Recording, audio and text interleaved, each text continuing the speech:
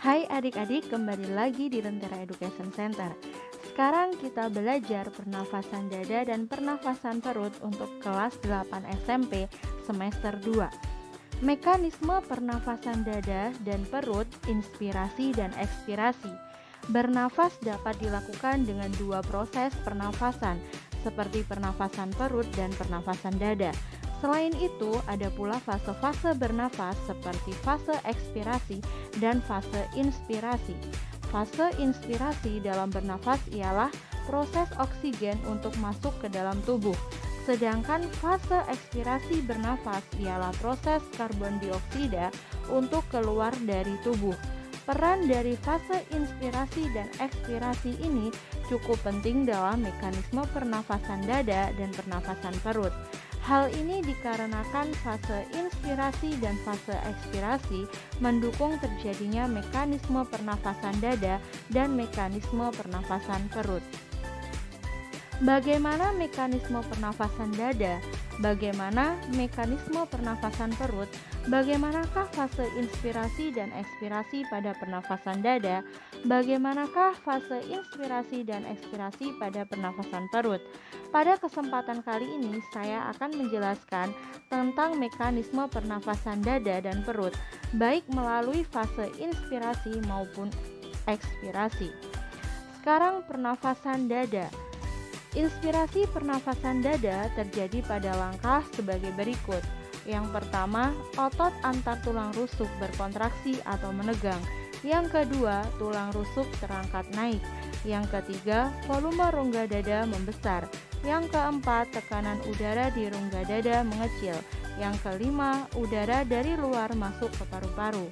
Sedangkan ekspirasi pernafasan dada terjadi dengan langkah sebagai berikut. Yang pertama, otot antar tulang rusuk berelaksasi atau mengendur. Yang kedua, tulang rusuk turun. Yang ketiga, volume rongga dada mengecil. Yang keempat, tekanan udara di rongga dada membesar. Dan yang kelima, udara di paru-paru keluar tubuh. Sedangkan pernafasan perut, inspirasi pernafasan perut terjadi dengan langkah sebagai berikut. Yang pertama, otot diafragma berkontraksi. Yang kedua, diafragma mendatar. Yang ketiga, volume rongga dada membesar. Keempat, tekanan di rongga dada mengecil. Kelima, udara dari luar masuk ke paru-paru.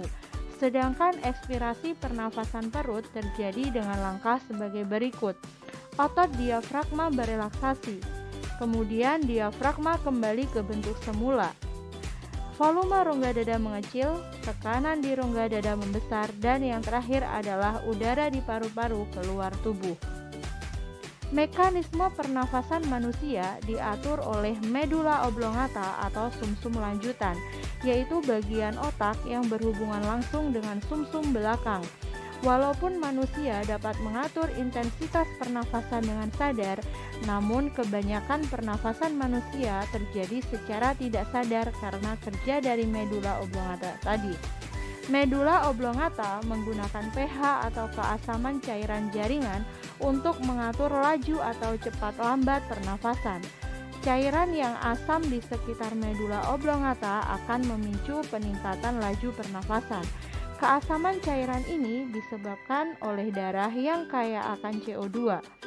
Dari dalam darah, CO2 akan berdifusi keluar dan masuk cairan otak. Di tempat tersebut, CO2 akan bereaksi dengan H2O membentuk H2CO3 atau asam karbonat. H2CO3 tersebut kemudian akan terdiosisasi menjadi H+ dan HCO3-. Adanya H+ inilah cairan akan semakin asam. Keasaman ini akan memicu medula oblongata untuk memerintahkan tubuh melakukan pernafasan dengan laju yang lebih tinggi.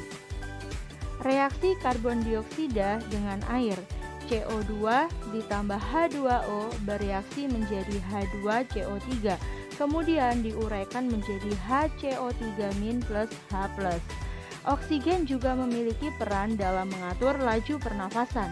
Walaupun tidak sebesar peran CO2, kadar O2 dalam darah yang rendah, misalnya ketika seseorang berada di pegunungan, akan memicu medula oblongata akan meningkatkan laju pernafasan demi mencukupi kebutuhan tubuh akan O2.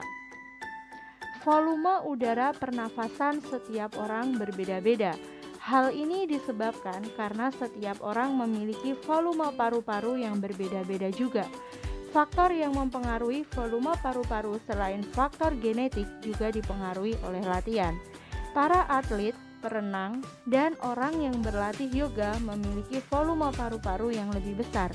Demikian pula orang yang tinggal di dataran tinggi di mana kadar oksigennya rendah cenderung memiliki volume paru-paru yang lebih besar. Laki-laki pada umumnya memiliki volume paru-paru lebih besar dari wanita. Dalam keadaan biasa, manusia menghisap dan mengeluarkan udara pernafasan kurang lebih 500 cc. Bila setengah liter ini telah dihembuskan, maka dengan mengerutkan otot perut kuat-kuat masih dapat menghembuskan 1,5 liter udara cadangan di dalam paru-paru. Sebaliknya, sesudah menghirup udara setengah liter, kita masih dapat menghirup kuat-kuat 1,5 liter udara lagi. Jadi, jumlah udara yang terdapat dalam sistem pernafasan yaitu antara setengah dan 3,5 liter. Jumlah udara pernafasan sekian itu dapat dimanfaatkan secara teratur oleh para olahragawan yang terlatih. Meskipun ada 500 cc udara yang dapat kita hirup dalam keadaan biasa, tetapi hanya 350 cc yang dapat sampai di gelembung paru-paru. Sedangkan yang 150 cc lainnya hanya sampai di saluran pernafasan saja. Volume udara pernafasan dapat diukur menggunakan alat respirometer. Untuk membedakannya, perhatikan tabel penjelasan volume udara pernafasan. Jenis volume tidal, ukuran volumenya adalah 500 cc. Volume tidal adalah volume udara yang masuk dan keluar paru-paru saat terjadi pernafasan biasa. Volume suplemen, ukuran volumenya adalah 1500 cc. Volume suplemen adalah volume udara yang masih dapat dikeluarkan dari paru-paru setelah ekspirasi normal. Volume komplemen, ukurannya adalah 1500 cc. Volume udara yang masih dapat dihirup setelah inspirasi normal. Sedangkan volume vital yaitu besarnya 3500 cc. Volume vital adalah jumlah volume tidal, volume suplemen, ditambah volume komplemen atau volume maksimal yang dapat dikeluarkan dalam satu ekspirasi setelah inspirasi maksimal. Yang terakhir adalah volume residu, yaitu besarnya 1000 cc. Volume residu yaitu volume udara yang tersisa di dalam paru-paru setelah melakukan ekspirasi maksimal. Inspirasi adalah menghirup atau memasukkan udara. Ekspirasi adalah menghembuskan atau mengeluarkan udara. Dengan pembahasan dari bab pernafasan dada dan pernafasan perut, jangan lupa untuk like dan share ke teman-teman kalian dan jangan lupa untuk tekan tombol subscribe-nya. Terima kasih, see you.